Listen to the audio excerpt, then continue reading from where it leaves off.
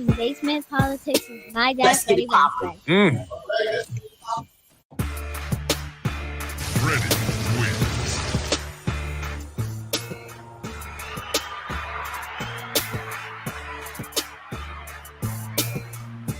Good evening, folks. I'm Freddie Vasquez. This is Basement Politics Unfiltered.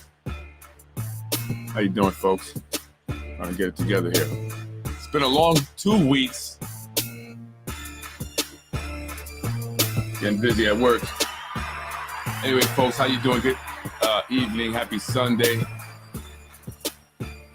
I want to talk about the budget, Dr. Quezada, and a little bit about the petitions that have been submitted recently. You know, maybe some funny business going on, right? Anyway, folks, I wanted to talk about first the school budget. The mayor announced his 2024 budget, and he's, talking about the increase in the amount that they have budgeted for the schools, $704 million, which is up from 2023 and 2022. Obviously, saying it's up, right? I have the numbers for 2023 and 2022. I want to show those and just compare and talk a little bit about it, right? Because as I was mentioning earlier, I should say, when I went live, they highlight these, phrases, right?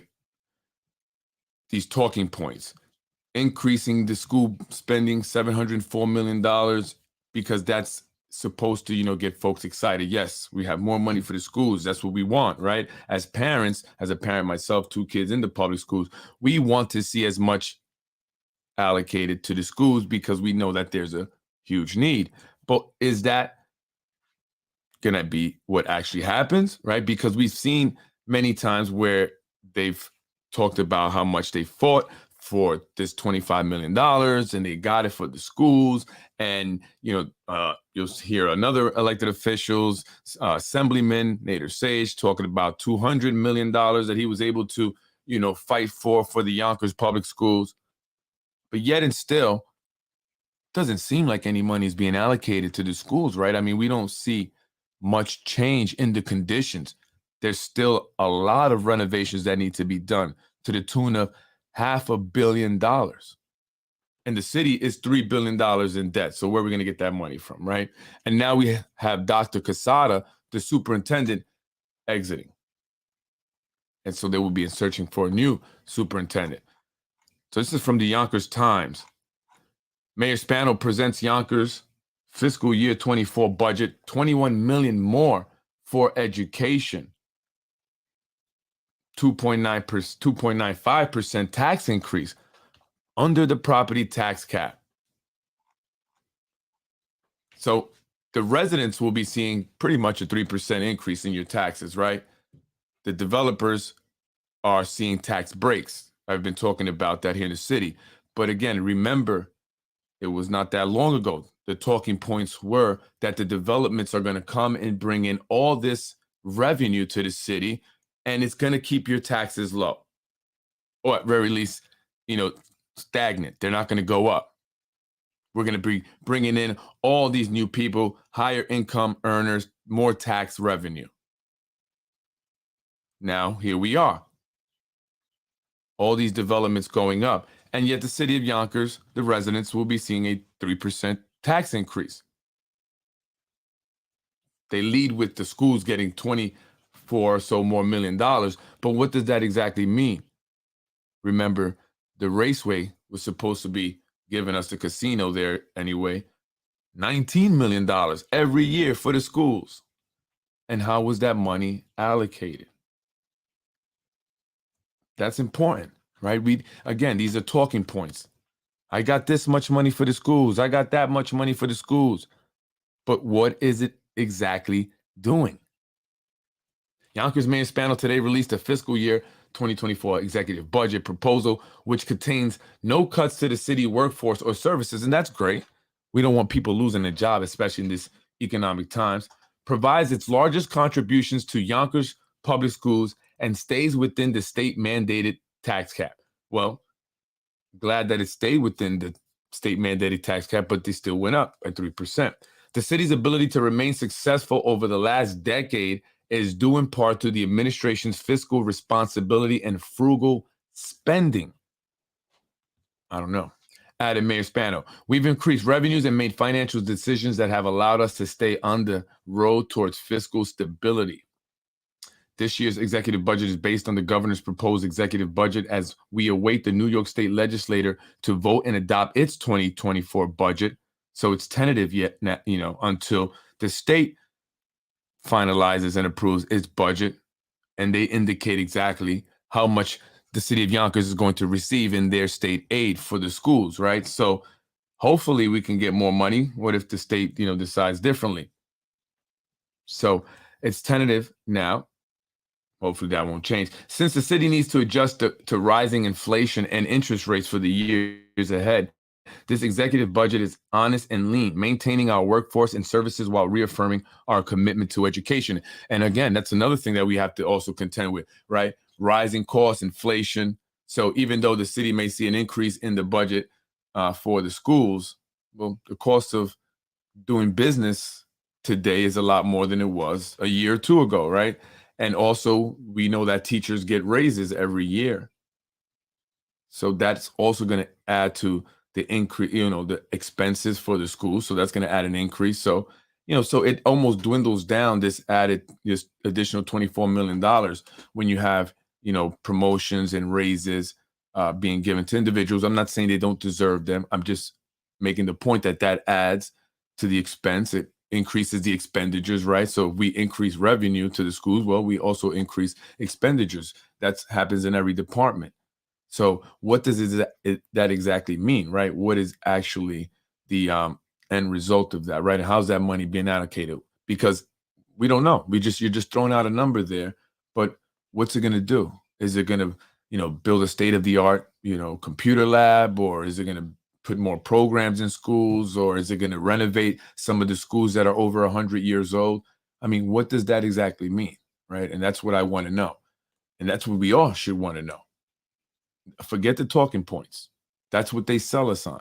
That's a salesman tactic, right? We need to know the details. That's important. The details. Executive budget for the fiscal year for the combined city and Board of Education operating funds is $1.4 billion. And again, remember, I spoke about this in a past podcast. In 2014, there was an accounting error. So again, remember, as I just mentioned, the Yonkers is waiting on the state to approve its budget also, so it's tentative.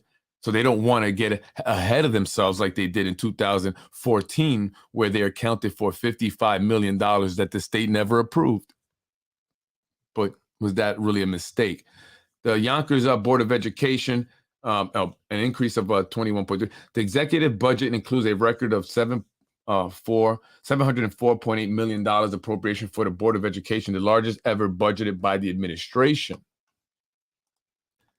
And maybe that's by the administration, but I know in 2021, the city received budgeted $721 million, I believe, for the school district. I'm sorry, 793, 2021. But that was including money that was given to the schools as a result of the pandemic, which I want to talk about that here because it's important to know what was it that they actually did with that money, right? How was that money allocated? So where did the school money go? Look up how much COVID relief aid your school district is getting. Since March 2020, the federal government has provided $190 billion in pandemic aid to schools, an amount that is more than 4 times what the U.S. Education Department spends on K-12 schools in a typical year. The AP tracked about $155 billion sent to states, right? So they send this money to the state. And this is why, you see a lot of the brown nosing and all that, and the schmoozing and all that. Everybody wants this money, and they're supposed to base it on the schools with the most need. So when the city of Yonkers says, "Oh, the state of the Albany, it's not giving us our fair share," they base it on the schools with the most need. Yonkers makes a lot of money. Yonkers is not in the same category necessarily as other cities that they compare themselves to, but they're not really specific about that, right? Again, it's a talking point. And if you understood why, you would know the reasons why those cities get more than Yonkers. It's a talking point, though. They want to blame the state for the city of Yonkers mismanaging money. Blame the state. So 150 billion sent to states to distribute among schools since last year, including general pandemic relief that some states shared with their schools. Some districts will receive sums amounting to 50% or more of the cost to operate the schools for that year. Wow. That's a lot of money. And so Yonkers, again, 793 million you saw there in 2021 was because of this pandemic money. But how was that money allocated? How did the schools improve? What could they go and point out and say, hey, this is what we did? This is how we made the school district better. What can schools do with the money that they were given from the federal government and ultimately, through the state, through the federal government? About 128 billion was approved by Congress in March as a part of the most recent stimulus, nearly double the amount sent to K through 12 schools from previous two COVID-19 relief packages. Two. So it's three. The money comes at a time when schools, some of which are chronically underfunded, are facing the unprecedented challenge of bringing all students back into the classroom. And our students were really hurt academically and emotionally. This was very traumatizing for them as well as for us as adults. We were traumatized throughout this pandemic. But if you ask me, I think that was part of the goal, right? Other than that, reconstruction, schools had the flexibility to spend the money on rather than focusing on upgrading HVAC, providing PPE and other emergency needs, the law requires some of the new money must be used to address learning loss, which could include extended school days, tutors, or summer school. And this is why you saw Kathy Hochul at the beginning of last year, or school year, announce that she had given Yonkers over $360 billion. I'm sorry, million, excuse me, not billion. It's $360 million for Yonkers for after school programming, tutoring, and extended day, right? So when they told me that they ran out of money, I was very surprised. I knew that was a lie. And unfortunately, that was told to me, by someone, I'm not even going to say the names, but someone who is at the Board of Ed. And that was a lie because parents were being told that they had no more space with their vendors, which was not true. That was a lie to the parents. And so many kids who needed early intervention services, like help with their speech, we're not getting that right away because they wanted, I guess, to spite us. They knew that we had space. And I knew that they had the money. And this is the games they play with the money. So other than that restriction, schools have the flexibility to spend the money on a broad range of pandemic-related needs. So about 20% of the money that was given to schools by the federal government through this pandemic relief was supposed to go to the learning loss. Only 20%, probably the biggest problem and issue that needed to be addressed, right, by the school districts, the loss of learning, the fact that kids were way behind now. They only were, required to allocate 20% of the money to that. So what do you think the other 80% went? I'm sure a lot of that went to salaries and other wasteful spending. Yes, wasteful spending, because education is the key, is what's important, right? You may go there to go work and provide for your family, but that's an institution to educate our kids. That's the goal, right? Just like a for-profit business. You go there, the business wants to make money.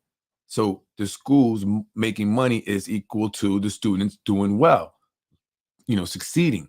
A true high rate of graduation, kids going off to college or, doing something else, but performing well and succeeding. So that's, the equivalent to being successful for a nonprofit, right? So have we seen that?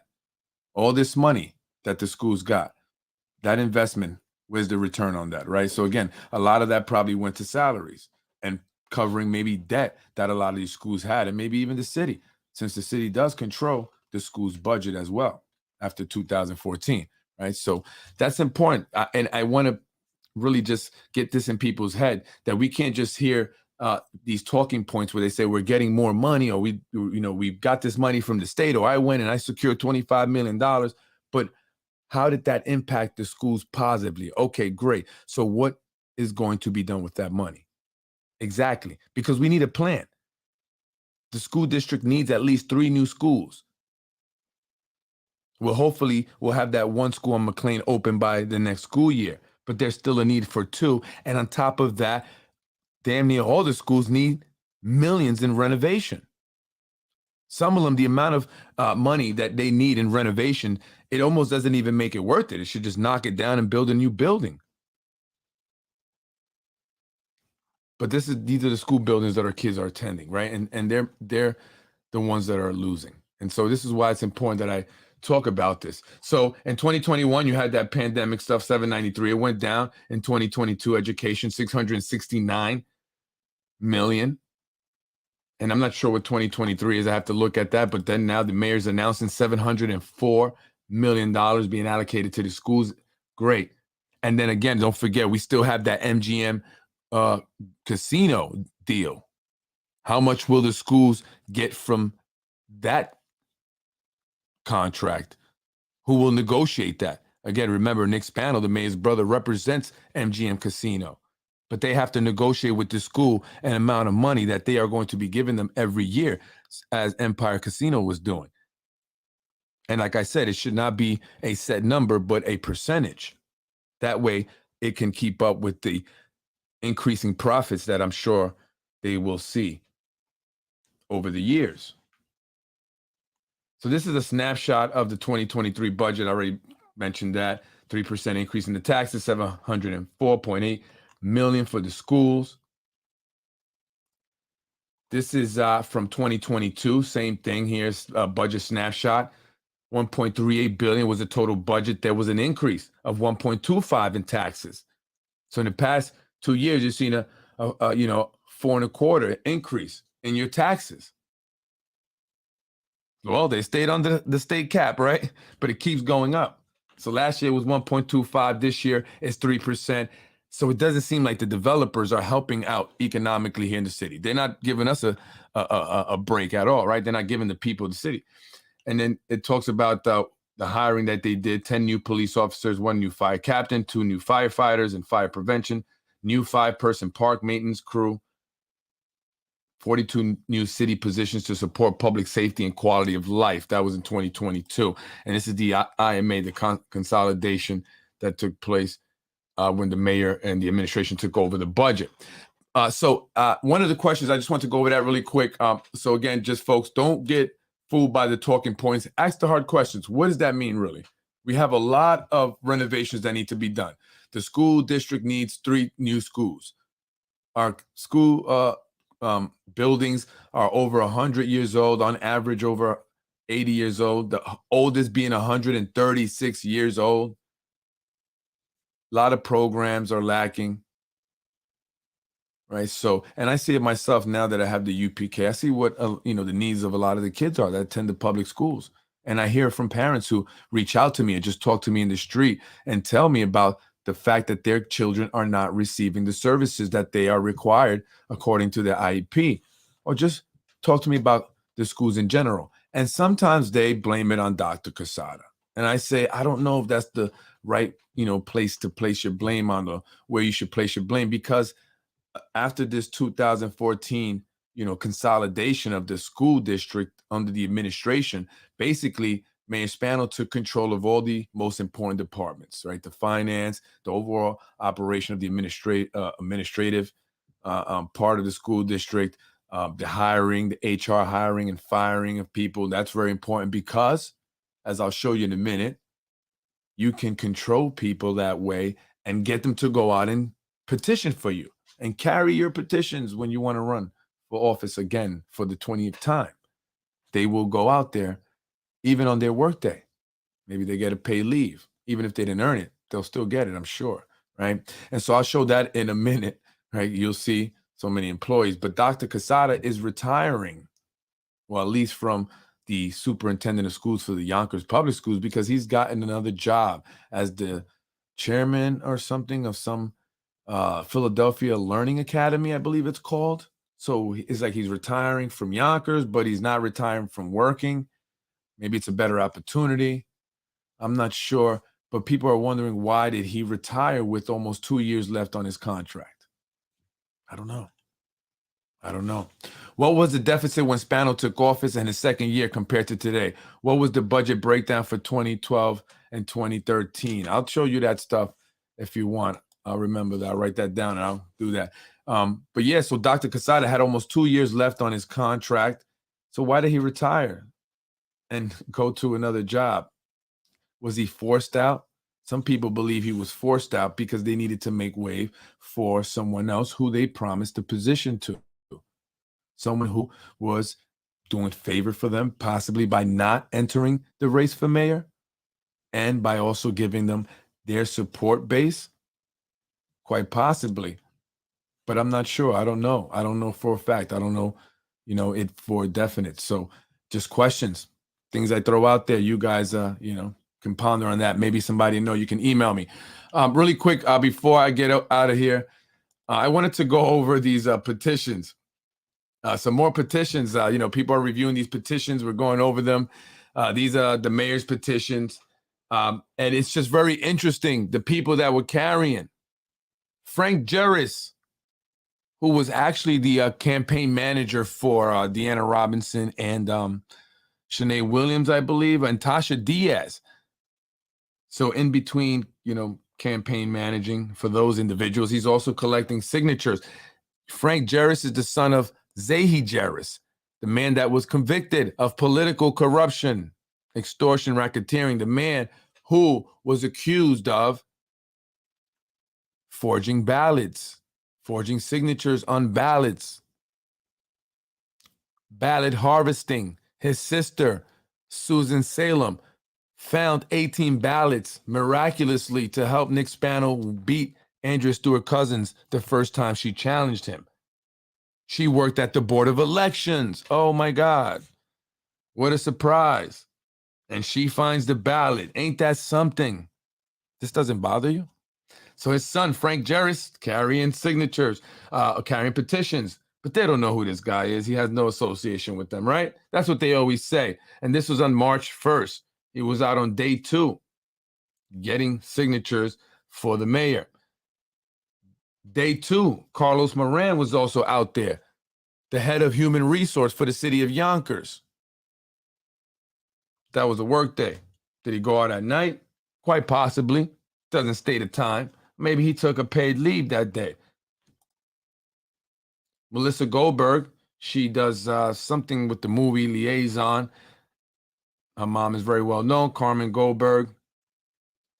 A lot of family members are employed by the city. Day 2, another city employee. Rocco D. Rose. It was actually on March 5th. But I thought it was interesting that Rocco went out also. Susan Salem went out on the second day. We were just talking about you, Susan. Susan Salem, Zahi Jerris' sister. It's a family affair, folks. I mean, how can we allow individuals that have cheated the election process, individuals that have gone to jail for corrupting our elected officials, be allowed in this process? Zahi Jerris was up at the Board of Election. What was he doing up there recently? How can you trust this process, folks? How can you trust the process? And there are people who did not sign. There are people who did not sign, whose signatures somehow wound up on ballots. I'm sorry, on petitions, excuse me. That will be coming out because there's a bombshell that's going to be dropping, I hear. I won't say any more than that. A bombshell. You folks that are all tied into this, thinking it was a game for so long, people getting away with it. I get it. When it's been going on for so long, everyone else is doing it. It's easy to fall into it. But what some of you are doing is quite possibly illegal, a crime, committing fraud. And you guys are average people that just want your job. And boom, next thing you know, you're caught up in some legal stuff. Because There are people that are tired and smart individuals, but other individuals and organizations and are looking into this. That's why I have so many copies. That's why I have the copies. They're being sent to me. There's a reason why they're foiling all of them or have foiled all of them. Seda Jerris, the mama of Frankie Jerris, wife of Zahi Jerris, sister-in-law of Susan Salem. Again, it's a family affair. These are the mayor's ballots. But why would the mayor associate with individuals that are involved in this? She went out on, she went out on the 10th and the 12th. But I can tell based on her sheets that she turned in, she was going out there with another individual that I will show here in a second. They were going in teams, city employees. Seda Jerris is a supervisor who did not pass the civil service exam, supervisor test, failed it twice, yet and still, she got a supervisor job making $130,000. So of course she's going to go out there and gather petitions. She got handed her position. That's what they are working for. Some of them are already employed. Some of them will be. Again, I told you folks, the rumor out there was if you can get 1,000 signatures, you were getting a DPW job. That's difficult. But think of people who are desperate for a job. They will go out there and hustle and turn in their sheets, and maybe they'll get 200 or a lot less because it's difficult. But they'll take them, and you won't get the DPW job. And this was very surprising. My man Abdul Malik, the guy that ran against John Rubo or was collecting signatures to run against John Rubo, whose signatures were challenged by John Rubo, causing him to spend money to defend it and still lost, got kicked off the ballot, wasn't able to make it. I thought you was on a different team. Abdul, that was surprising to see your name. I thought you was on a different team. This is the problem with the city of Yonkers in politics. Like, you don't know who to trust. I'm not saying you're a bad guy, Abdul. I'm just saying that I don't know. I thought you were on a different team. These guys came at you. Remember with Harris Beach, John Rubo? It's crazy. I don't know. You know, you don't know who's gonna 1 minute, they'll be on this team, the next minute they're on this side, 1 minute they're Republican, the next minute they're Democrat, 1 minute they're an McComb person, the next they're a Spano person. I don't know what they want to do. Wherever the money is, wherever they can get in, wherever they can fit in. Folks, this is an ad. And so this is talking about the mayor's race and the fact that the mayor has control of the Board of Education budget, the school district, and its money. This is an ad from back when they were voting on whether or not to change the government, the form of government that existed here in the city of Yonkers. As it stands today, we have a strong mayor form of government. That means the mayor is the king. King, king, king. The change to strong mayor means a dangerous concentration of power in the hands of one person and changes professional city government into political cronyism. And so this is from the 80s, 86, I believe, but it rings true today. And it's like they foresaw the future here.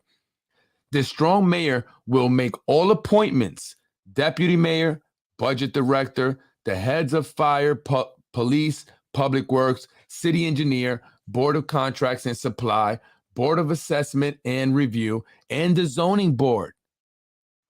Changing all the zoning. Wilson Kimball. We know about her, investigated by the inspector general, but she still came to Yonkers and killed it, right? Rose through the ranks like no one else. In addition, he retains the mayoral appointment powers such as the Board of Education, Parks, and Recreation. This is a return to the spoils system in which the newly elected strong mayor pays off his political debts with city jobs and plums to big contributors. And that is what we have been speaking about primarily here. More costs of government. Contracts. The strong mayor appoints all members of the Board of Contracts and Supply, putting every city contract up for grabs. Salaries. The strong mayor will receive a full-time salary and will appoint a deputy mayor, and in this case we have two, at the salary of top-level administrator, and will set the salaries of all his appointees. Inefficiencies. Every time a mayor is defeated, the entire city government will change. In this case, they've managed to continue to change the term limit. So more political infighting without an adequate system of checks and balances, which we do not have here in the city of Yonkers. Now, the veto power given to the strong mayor is an open invitation to confrontation and stalemate in government.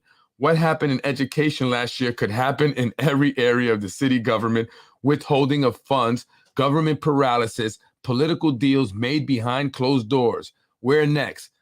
Garbage, police, fire. Yonkers needs change, but this is the wrong change. Vote no on Prop 4 by the Committee of 100, not the Committee for a Better Yonkers. So they were against the strong mayor. And so there was some, stuff going on where certain individuals who were opposed to it all of a sudden were in favor of it, and it got passed. And so here we are today. And in fact, I will be speaking out one of the individuals, hopefully tomorrow, to discuss more about that in detail and, get a little a sense of what happened back then and what was the mindset of the people. And so we see where we're at today. And it seems like that was a mistake, right? Because of the power, the consolidated power that the mayor has here in the city of Yonkers, which allows him to set up a system that ultimately keeps him in office. He controls the city council. He controls all the departments. You see all these individuals that are going out to get petitions. How is anyone supposed to oppose that? Unless you have your own city government, right? 3 former foes of strong mayor change. 3 former longtime opponents of the strong mayor system in Yonkers have switched their views to support Prop 4. The strong mayor proposal, says the chairman of a citizens group urging passage of the measure.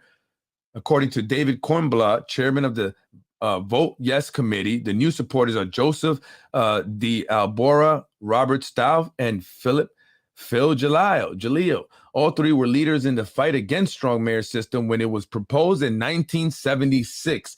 And I'll let you read that if you want. But, again, individuals still here very active in the political process in the city of Yonkers. And I want to get back to the those petitions really quick. Did I see all of them? Yeah, I think I went through all of them. So I was very surprised about that, Abdul. Susan Salem again, Melissa. Yeah, so that's it, folks. I'm up out of here. It's Sunday night. I want to get to bed. I got an early day tomorrow. I got to get up early. I got a lot of stuff to do. Jeez, I got a lot of stuff to do. Trying to get this gas put on for one of my clients.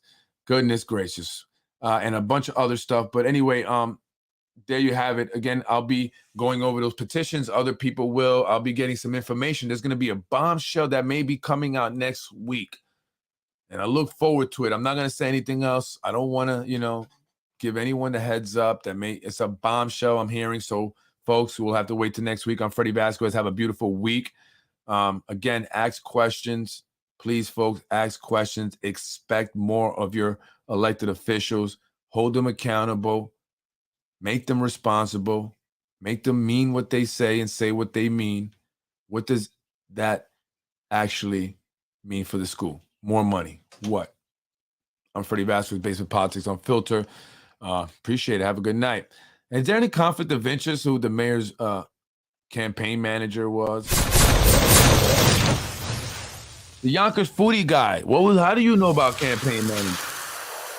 He's also the director of communications for the city of Yonkers, so he's in control of the social media and stuff. I understand what that means and how that helps and benefits the mayor's campaign.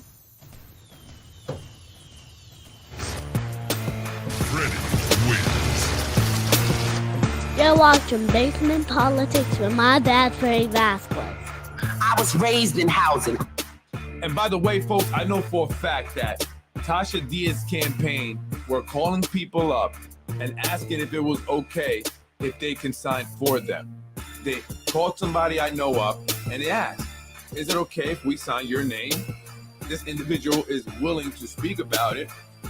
Is that okay? Or is that fraud? How many other people were called and asked if it was okay if someone on the other end of the phone can sign your name for you on Tasha Diaz's petition. Hey, anybody can see a name that's on there and that person didn't sign, I'm offering $100 for every person that can reach out to me and say, my name is on these petitions and I didn't sign. $100, 100 cash, 100 cash money. Look, I just want to, because I know these guys be trying to talk about Freddie back. 100 cash money if there's names on there, right, where you didn't sign, but your name is on there. You check them out. We're going to be putting the petitions up. If you say, yo, that's my name, I didn't sign, let Freddie Vasquez know you'll get $100. You'll get one of these $100 bills. Let everybody know who want to get $100. I'm Freddie Vasquez. Peace out. So I'm not playing. We got the 100. Got the 100, Brian. You saw that. I didn't get this from Macy. Oh, DSS, Brian. I work hard for the money.